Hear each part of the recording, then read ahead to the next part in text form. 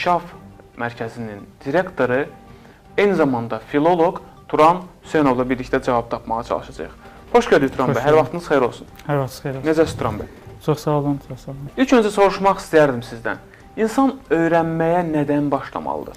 İnsan özü istəmədən belə artıq dünyaya gələndən öyrənməyə başlayır və bu proses insanın ömrü boyu davam edir.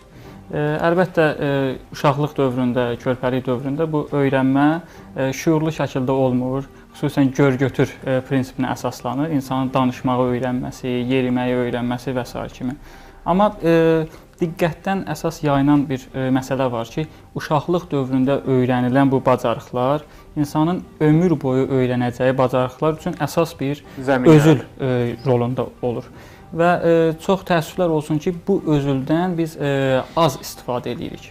Məsəl üçün, uşağın öz ana dilini öyrənməsi, onun daha yetişkin yaşlarda əcnəbi dil öyrənməsi üçün çox böyük bir zəmin yaradır. Çünki insanın əcnəbi dil öyrənərkən artıq dil öyrənmə prosesi onun üçün yeni bir proses olmur. Ən azından bir dili artıq öyrənib. Düzdür, orada elmi cəhətdən öyrənməyib, sadəcə dinləməklə və s. Amma bundan öyrədənlər istifadə eləsələr, çox mükəmməl bir baza olar və həm keyfiyyəti daha yaxşı eləyəcək, həm də öyrənmə prosesini qısaldan bir faktora çevrilə bilər. Eləcə də digər bacarıqlar, məsəl üçün müəyyən hərəkətlər idman oyunları üçün, nə bilim, gələcəkdə idmançı olacaq bir şəxslər üçün çox özül, fundamental bir rol oynayır. Turan bəy, öyrənmənin ilk mərhələsindən danışdınız. Digər mərhələlərə keçid almaq istəyirəm. Ümumiyyətlə, uğurlu öyrənmə metodları hansılardır? Öyrənməni biz əsasən 3 yerə bölə bilərik. Yəni, öyrənənə qədərki, dərsə qədərki mərhələ, öyrənmə prosesinin özü və daha sonraki mərhələ. Bunun üçündə də biz düzgün metodlardan istifadə eləməliyik. Əslində, hər bir mərhələ haqqında çox geniş danışmaq olar, amma çox ən qısa şəkildə demək olar ki, biz öyrənənə qədər ən birinci olaraq maksimum şəkildə dünya görüşümüzü artırmalıyıq. Dəxli yoxdur, hansı sahə olur olsun. Yəni, ümumiyyətlə, insan gərək kitabla əlaqədə olsun ki, gələcəkdə nəsə öyrənəndə, yəni bunun beyni, insanın beyni aktiv vəziyyətdə olsun. Bir çox hallarda rast gəlir, tələbələr müraciət eləyirlər, tutaq ki, 35-40 yaşı var və universiteti bitirəndən sonra ümumiyyətlə kitab üzü açmayıb və artıq beyin bir növ yatmış vəziyyətə gəlir, pasiv vəziyyətə gəlir və nəsə öyrənmək də artıq bir məcburi vəziyyətdir. Yəni, öyrənməyə hazırlıq mərhələsi mütləqdir. Bəli, mütləqdir. İkinci məsələ zamanın düzgün planlaşdırılmasıdır. Yəni, bir insan əgər öyrənəcəksə, məsələn, günümüzü biz bir 24 saatlıq səbətə bənzətsək, o səbətə biz yeni bir məhsul əlavə qoyacağıq. Məsəl üçün, hansısa bir xarici dilmi, bir kompüter proqramı.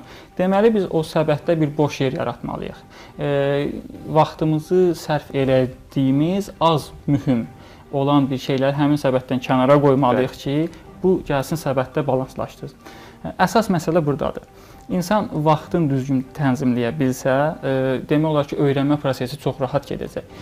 Mərhələnin özünə gələndə mühüm məsələ müəllimin, təlimçinin düzgün seçilməsidir.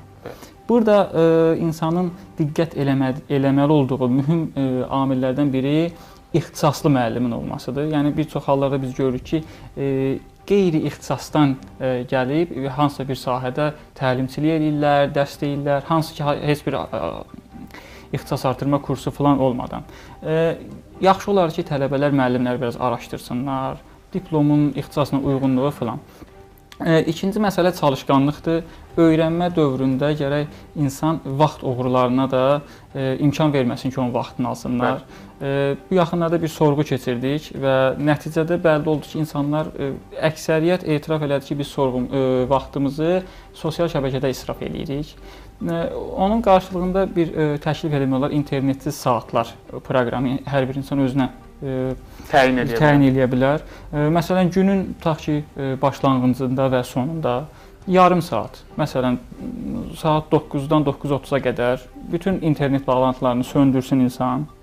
Həmçinin də axşam, məsələn, 21-21:30 arası. Gündə 2 dəfə biz bunu eləsək, özümüzə sübut eləyəcəyik ki, artıq bizim vaxtımız var. Bəli. Və elə bir düşünək ki, məsəl üçün, telefonun tutaq ki, enerjisi bitib, və yaxud da duş qəbul edirik və hansısa bir mesaja cavab verə bilmirik. Bəli. Biz özümüzə sübut eləsək ki, vaxtımız var, artıq həmin o boş vaxtı biz oxumaqla doldura bilərik, mütaliə ilə doldura bilərik. Ən azından buradan yola çıxa bilərik. Bəli, ən azı bir başlanğıc eləyə bilərik. Hə. Daha sonra isə artıq müəllimlər özü bizə lazımi metodikanı göstərəcək. Necə öyrənmək lazımdır. Daha dəqiq metodika, yəni fərdə görə dəyişir. İndi amma ümumi zaten onsuz da hər kəsə bəllidir. Çalışqanlıq, düzgün proqram çərçivəsində çalışqanlıq. Bəzən çalışqanlığı insanlar elə bilir ki, bütün günü kitabla keçirməliyik və əgər insan nəsə eləyirsə, istirahət onun üçün olmaz, qadağandır. Əslində bu çox yanlış bir fikirdir. Xüsusən az yaşlı uşaqlara valideynlərdən bu təsir olur. Amma biz unutmamalıyıq ki, istirahəti düzgün olmayan tələbə dəxli yoxdur. 10 yaş olsun, 45 yaş olsun, uğurlu nəticə əldə eləyə bilməz. Ona görə də müəllimlərlə biz qərarlaşdırmalıyıq. Öyrənəcəyimiz saatlarda, istirahət saatlarında normal təyin etməliyik. Bəs Turan bəy, maraqlı olan məqamlardan biri də budur ki, öyrənmə zamanı, yəni təhsil zamanı, tədris zamanı, zaman və məkan seçimi mühümdür. Maraqlı sualdır. Əslində çox həm də mühüm sualdır. Zaman məsələsinə biz bir neçə aspektdən yanaşa bilərik. Burada yaş baxımından yanaşa bilərik, təhsilə ayrılan zaman baxımından yanaşa bilərik. Öncə biz qeyd etməliyik ki, insanlar öyrənəcəyi şeyləri gərək öz yaş dövrünə uyğun seçsinlər. Məsəl üçün, universitet tələbəsi artıq bilməlidir ki, yaxşı olardı ki, universiteti bitirənə qədər hansısa bir xarici dili öyrənsin. Əgər onun ixtisasına bir kompüter proqramları lazımdırsa, onu öyrənsin. Məktəbli uşaqlara da xarici dillərin tədrisini öyrətmək lazımdır. O dövrdə. Yəni, o həmin dövrdə. Çünki gələcəkdə onsuz da bunu öyrənməyə lazımdır. Biz bir neçə il əvvələ qədər bir xarici dili bilmək böyük bir avantaj sayılırsa, artıq bu günlərin 2 xarici dil bilmək tələb olunur. Bir çox şirkətlər tərəfindən, işə götürənlər tərəfindən. Ona görə o yəni onsuz da edəcəyimiz işləri nə qədər erkən yaşlarda eləsək daha yaxşıdır. Amma zamana biz digər bir aspektdən baxsaq, yəni təhsilə, oxumağa vaxt tapmaq. İnsanların adətən şikayəti burdandır. Vaxtımız yoxdur, zamanımız yoxdur və maraqlı bir məsələ burdadır ki, bir çox hallarda biz boş vaxtı olan insanlardan bu şikayəti eşidirik. Yəni məşğul insanlar, uğur qazanmış insanlar öz vaxtlarını çox gözəl planlaya bilirlər, amma bir çox halda boş vaxtı olanlar, vaxtını gözsüz israf edən insanlardan şikayət eşidir ki, vaxtım yoxdur, vaxtım yoxdur. Belə bir layihəmiz var, vaxt var. Və əslində araşdırdıq, gördük ki, insanlar istənilən yerdə oxuya bilərlər. Bəli. Məsəl üçün, evdə bayaq qeyd edədiyimiz internetsiz saatlar, nəqliyyatda gedərkən, məsələn, əksər insanlar şikayət edir ki, biz nəqliyyatda, ictimai nəqliyyatda çox vaxt itiririk. Amma biz unutmamalıyıq ki, kiçik bir kitabı öz üzərimizdə gəzdirə bilərik. Yəni, oturan halda, əgər dil öyrənirsinizsə, lüğət dəftərinizi üstünüzdə gəzdirin, qrammatika kitabı olsun, kompüter proqramı. Bu çətin olarsa elektron variantını da gəzdirin. Bəli, yəni elektron variantları var, telefonlarda, mobil cihazlarda biz onu gəzdirə bilərik. Şikayət edirlər ki, məsələn, əyləşə bilmirik, avtobus qulaqçıqlardan istifadə edərək biz nə isə dinləyə bilərik. Bəzən dərslərin audio formatını və yaxud da dil öyrənənlər həmin dildə olan bir hansısa bir proqramı, verilişi dinləyə bilərlər və bu 2 həftədən sonra insan özündə həqiqətən də müsbətə doğru dəyişikliklərin getdiyini görəcək. İlkin baxışda elə sanırlar ki, avtobusda mən kitab oxusam nə faydası olacaq? Amma praktika göstərir ki, həqiqətən də bunun faydası olur. Yəni, başlamaq lazımdır. Bəli. Oxumaq üçün zaman, məkan fərqi yoxdur. Əsla. Turan bəy praktiki olaraq tamaşaçılarımız üçün belə deyək ki, qeydlər verir, qeydlər apara bilərlər və mən bir məsələ, məsəl üçün tətil vaxtında əsas suallar gəlir ki, tətildə nə oxumaq, istirahət nədir, oxumaq nədir? Tətildə oxumaq istəyən adam təbii ki, 9 ay ərzində universitetdə oxuduğu ixtisası yenə tətildə oxusa sıxıcı olacaq və yaxud da 1 il işlədiyi ixtisasa aid kitabı tətildə oxusa əlbəttə sıxıcı olacaq. Amma tətildə bizim öyrənəcəyimiz xüsusən dünya görüşümüzün artması ola bilər. Məsəl üçün ədəbiyyat oxuya bilərik və yaxud da ki, birbaşa işlə əlaqəli yox, dolayısı yolla əlaqəli olan sahələr oxuya bilərik. Bunun üçün də məsələn biz hansısa bir rayonların birinə istirahətə getmişiksə, Gündə yarım saat ayırmaq yəni çox böyük bir problemli məsələ deyil. Xüsusən günün günorta saatlarında, havanın isti vaxtlarında insanlar daha çox pasiv məşğuliyyətlərlə məşğul olurlar. Yəni uzandığınız yerdə, oturduğunuz yerdə bir kitaba baxa bilərsiniz, göz ata bilərsiniz. Müəyyən bir vərəqləmə, yəni tam ciddi professional oxuma olmasa da belə nəsə əldə etmək olar. Ümumilikdə öyrənmək üçün hər hansı bir vasitədən motivasiya mühümdür. Bəli. Motivasiyanı, həvəslənməni əldə etmək üçün hansı praktik yollar deyə bilərsiniz? Doğru qeyd edirsiniz. Yəni motivasiya əvəzsiz rol oynayır insanın inkişafında. Yaşından, dövründən asılı olmayaraq hər kəsə lazımdır və biz bir çox əcnəbi ölkələrə baxanda görürük ki, hətta çox böyük uğur qazanmış şəxslər belə motivasiya təlimlərində iştirak edirlər. Çəkinmədən, aşkar şəkildə, yəni bunu özləri üçün bir utanc verici hal kimi qəbul edirlər və bu normaldır əslində. Motivasiya əslində yaxşı olardı ki, insanlar birinci insanı həvəsdən salan məsələn şeylərdən, dostlardan, insanlardan uzaqlaşsınlar. Çünki ən birinci mühüm amil budur. Bəzən olur bizdə, məsəl üçün gənc nəsə eləmək istəyir, valideyn deyir ki, sən bacarmarsan, bəzən dostlar, əşi, nə edirsən bunu? Hələ vaxtım var. Yəni biz o tipli sözlərdən mümkün qədər çəkinməliyik. Əgər çəkinə bilmiriksə, biz bilməliyik ki, o sözlərin əslində o qədər təsiri yoxdur. Çünki başqasının bizim haqqında dediyi söz bizim əməlimizə o qədər təsir göstərmir. İkinci mərhələdə biz baxa bilərik həmin sahədə uğur qazanmış şəxslərin həyatına baxa bilərik.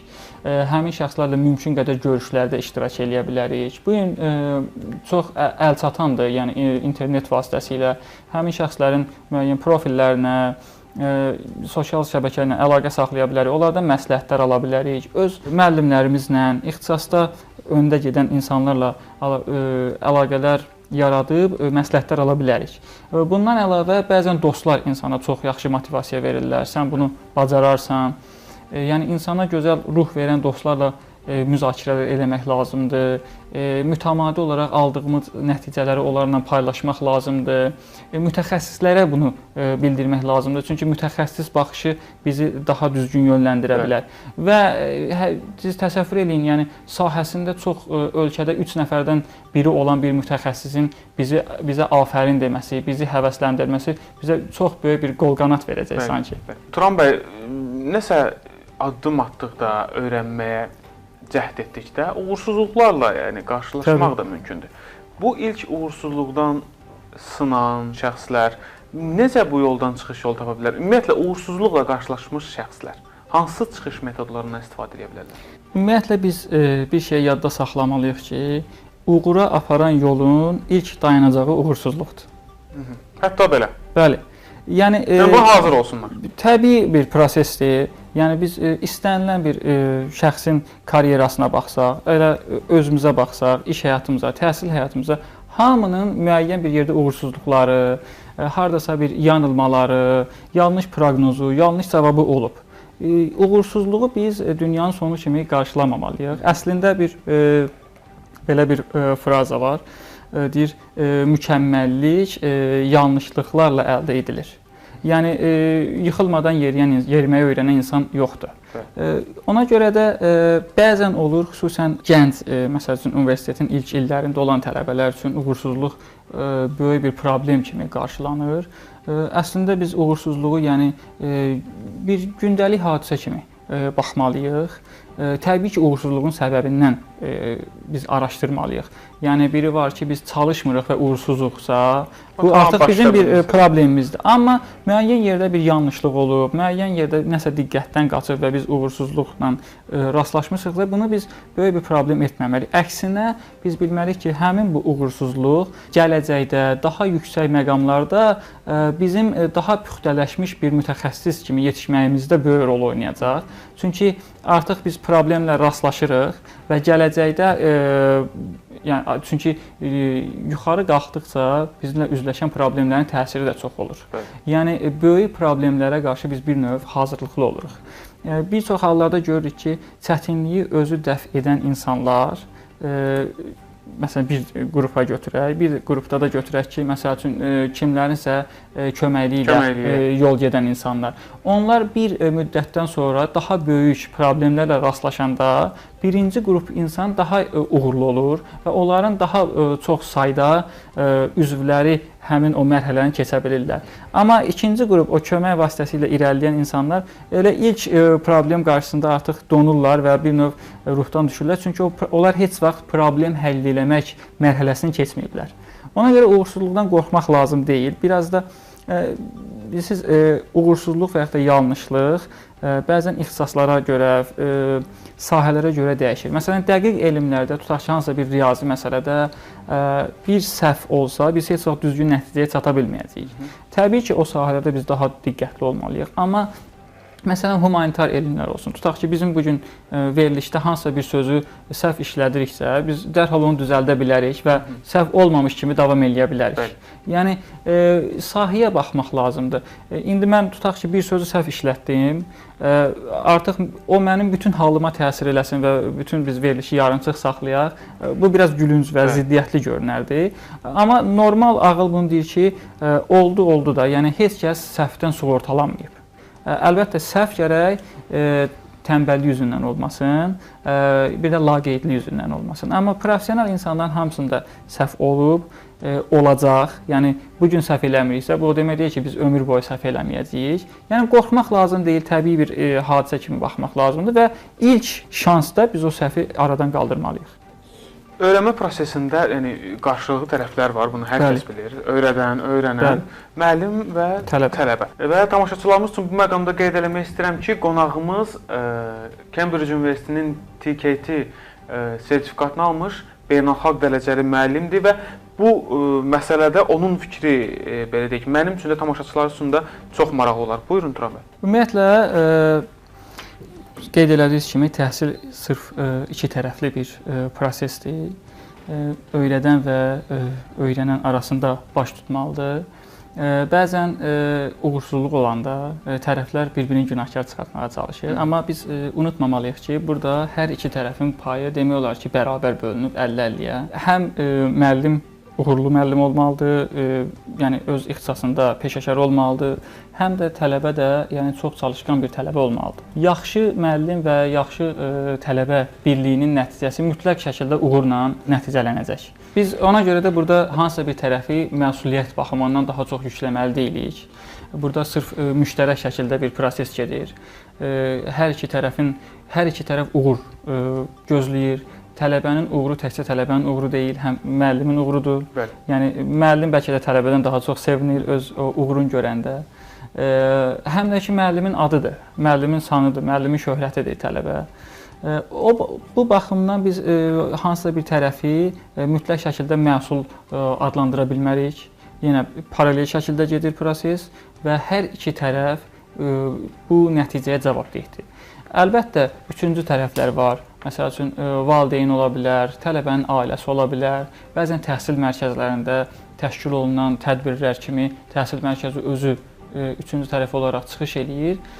Bu faktorlar da unudulmazdır və əslində prosesə çox müsbət təsir edən faktorlardır. Məsələn, ailənin dəstəyi, xüsusən valideynlərin uşaqları motivasiya eləməsi, təhsil mərkəzlərində tutaq ki, müəyyən sınaq imtahanlarının təşkili, artıq tələbələr əsas imtahana hazır olurlar, müəyyən həyəcan mərhələlərin, belə deyək, qalib gəlirlər həyəcana və yaxud da, məsəl üçün, müxtəlif növ əlavə təlimlər, yəni dərslə birbaşa əlaqəsi olmayan, amma dolayısıyla tələbənin güclənməsinə xidmət edən təlimlərin keçirilməsi filan, bunlar hamısı dəstək verici qüvvədirlər, amma əsas yenə faktor müəllim və tələbədir və bunların hər ikisi bərabər rola malikdir. Bərabər rola malikdirlər.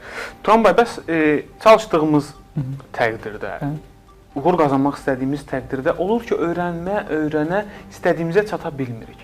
Bu hallarda nə etmək lazımdır? Bəli, bu da çox rast gəlinən hallardandır. Əsas biz burada səbəbləri araşdırmalıyıq. Mühüm səbəblərdən mən ikisini istəyərdim qeyd edəyəm. Biri budur ki, insanların öyrəndiyi obyektə yanaşmasıdır. Bəzən görürük ki, eyni qrupda və yaxud da məsəl üçün eyni sinifdə təhsilə başlayan 2 nəfərdən biri çox yüksək nəticələr əldə edir. Bəli. Məsəl üçün eyni qrupda başlayır əcnəbi dil öyrənməyə. Biri çox yüksək nəticə əldə edir, digəri isə arzu olunmaz nəticə əldə edir.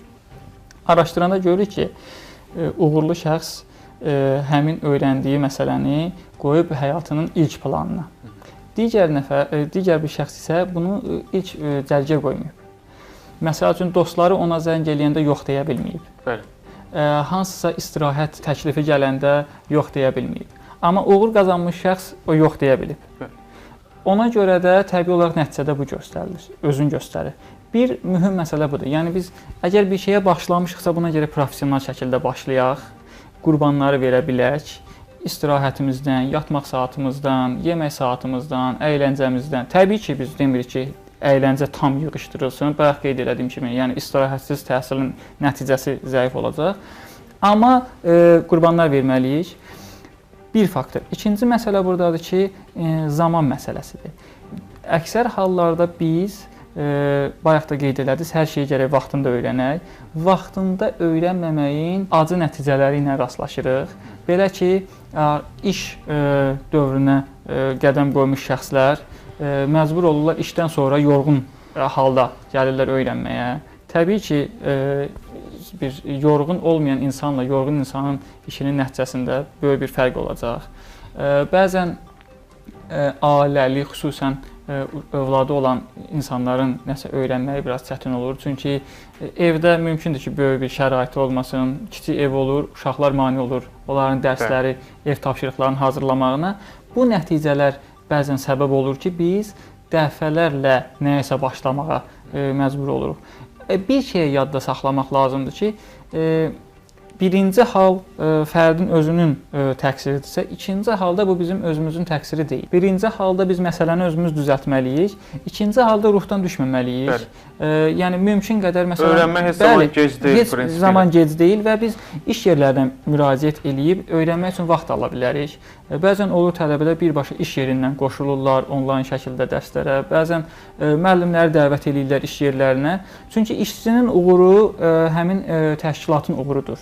Yəni və uğur qazanmaq istəyən rəhbər işçinin inkişafına imkan yaradacaq.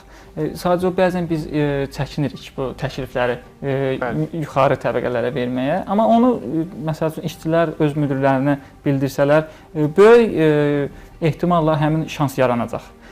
Ona görə yəni bir növ mübarizə aparmaq lazımdır. Nəinki qorxub çəkinək. Turan bəy, müasir dövrümüzdə təhsil sahəsində seçim imkanlarımız olduqca çoxdur. Bəs bu seçim imkanlarının bolluğu belə deyək şəraitində necə qərar verməlidir bizim elm öyrənməyə çalışan şəxslər? Çox düzgün qeyd edildiniz. Seçim çoxdur və bəzən insan özü çaşbaş qalır ki, nəyi seçim, nəyi seçməyim, hansı daha faydalı olar. Biz iki şeyi yadda saxlamalıyıq. Biz bir baxmalıyıq ki, bu gün bizdən nə tələb olunur və sabah bizdən nə tələb olunacaq.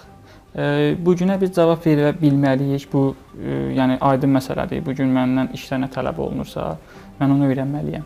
Bu kompüter proqramı ola bilər, əcnəbi dil ola bilər, hər bir şey ola bilər. Yəni müxtəlif sahələrdə müxtəlif tələbatlar var. Sabaha biz düşünməliyik. Görürük ki, texnologiya çox yəni ağlagəlməz bir sürətlə inkişaf eləyir. 10 il əvvəl və yaxud da bizim məktəbdə oxuduğumuz bir dövrdə bizim üçün xəyal və inanılmaz olan bir şeylər artıq bizim üçün gündəlik istifadə obyektinə çevrilib. Biz onları nəzərə almalıyıq. Bu baxımdan seçim edərkən öz başına və yaxud da tək yalnız halda seçim etməkdən çəkinsə yaxşı olar. Mümkün qədər çox mütəxəssislərə müraciət eləyək. Bu universitet müəllimi ola bilər, hansısa sahənin mütəxəssisi ola bilər.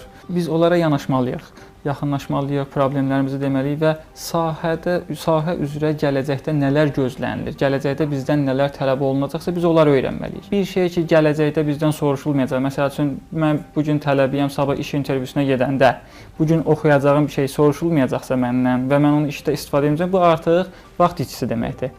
Ona görə bu məsələdə diqqətli olmaq lazımdır. Sahələrə görə dəyişir. Mütləq şəkildə mütəxəssislərlə araşdırma və onlardan alınan məsləhətlər nəticəsində seçimləri biz qəbul edirik. Amma ümumiyyətlə dəyişməz bir məsələlər var. Əcnəbi dillərin öyrənilməsi, zəruri kompüter biliklərinin öyrənilməsi bütün sahələrdə var. Bu günlərin biz kompüteri bilməyən müəllim təsəvvür eləyə bilmirik, kompüteri bilməyən həkim təsəvvür eləyə bilmirik, kompüteri bilməyən mühəndis təsəvvür eləyə bilmirik. Eyni zamanda da əcnəbi dillər. Bunlar istənilən halda insanın şəxsi inkişafına gətirib çıxardacaq. Beynəlxalq konfranslara qoşulmaq istəyiriksə, beynəlxalq təlimlərdə iştirak etmirsə, əcnəbi dilləri bilmək vacibdir. Bəs bütün bu proqramlaşdırma zamanında vaxtın düzgün ayrılması prosesi necə getməlidir? Bu da əsas amillərdən biridir. Bayaq dedik ki, bəzi insanlar vaxt qıtlığından öyrənə bilmirlər və həvəsdən düşürlər. Bu çox incə bir məqamdır. Fərd gərək öz gücünü nəzərə alsın, öyrənəcəyi dərslərin çətinliyini nəzərə alsın və gündəlik iş qrafikini nəzərə alsın. Mühüm məsələlərdən biri günə başlayarkən səhər vaxtlarında yuxumuzdan azaldıb təhsilimizə ayırmağımız. Ən azı yarım saat. Ən azı yarım saatı biz yuxudan ayırmalıyıq. Yatmazdan öncə ən azı yarım saat.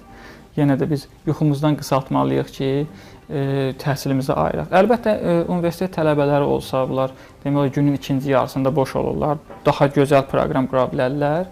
Amma işləyən insanlarda biraz çətindir. Nahar fasilələrində 15 dəqiqə, 5 dəqiqə, 10 dəqiqə, yəni ən azından bir göz atmaq da olsa, bunu eləsinlər. Niyə? Bəziləri deyə bilər ki, 5 dəqiqə göz atmaqla mən nə öyrənirəm? Xeyr, əsas məsələ budur ki, bu biliklər bizim beynimizin üst təbəqəsində olsun. Yəni unudulmasın. Bir növ çökür dibə və onun üstünə təbii ki, məlumatlar gəlir. Aktual olaraq qalsın. Bəli, aktual saxlamaq lazımdır beyində. Yalnız o halda biz bunu inkişaf elətdirə biləcəyik. Çox boş vaxtı olan insanlara bir tövsiyə ola bilər ki, 2 nəfər, 3 nəfər, 5 nəfər eyni gücdə və eyni belə deyək, zaman boşluğunda olan insanlar bir qrup yaratsınlar. Oxu qrupu ola bilər, özünün inkişaf qrupu ola bilər. Bunlar bir proqram təşkil eləsinlər. Məsələn, gündə yarım saat ingilis dilini öyrənəcəm. Gündə 15 dəqiqə falan kompüter proqramını öyrənəcəm. Məsələn, hansısa bir idmanla məşğul olacam. Və burada həmin gündəlik proqramı əməl eləməyənə bir formal cərimə təyin olunsa, bu fərdi şəkildə proqram kimi yox, bir qrup şəklində proqram. Çünki fərdlər bəzən çətinlikdən qorxur və tez yarımçıq qoya bilirlər. Biz dostlarımıza fikir versək, özümüzə fikir. Amma qrup şəklində olanda motivasiya da olur. Həm motivasiya olur, həm də rəqabət olur. Bir də tövsiyələr kimi bunu tövsiyə eləyirlər ki, bir şeyi öyrənməyə başlayanda çalışın bunu ətrafınızdakılara bildirin. Çünki bunu bildirəndə artıq siz reaksiyalardan bir növ çəkinərsiniz ki, başladı amma sonlandıra bilmədi. O sözü heç kim özünə sığışdırmır, qəbul etmir və bir növ rəqabət yaradır özündə ki, yox, mən qoymayacağam heç kim mənə mənfi söz desin, heç kim məni uğur qazanmayan şəxs kimi bilsin və mütləq şəkildə artıq öyrənməyə bir növ özünü məcbur eləyir. Çox sağ olun Turan bəy, gəldiyinizə görə minnətdarıq sizə. Ən aktualın bu dəfəki buraxılışında öyrənmə metodları haqqında danışdıq. Qeyd eləmək istəyirəm ki, bugün öyrəndiklərimiz sabahki uğurumuzun özülüdür. Ən sonda həmişəki kimi, aktual olan hər zaman dəyərli deyil. Dəyərli olanı biz aktuallaşdırırıq.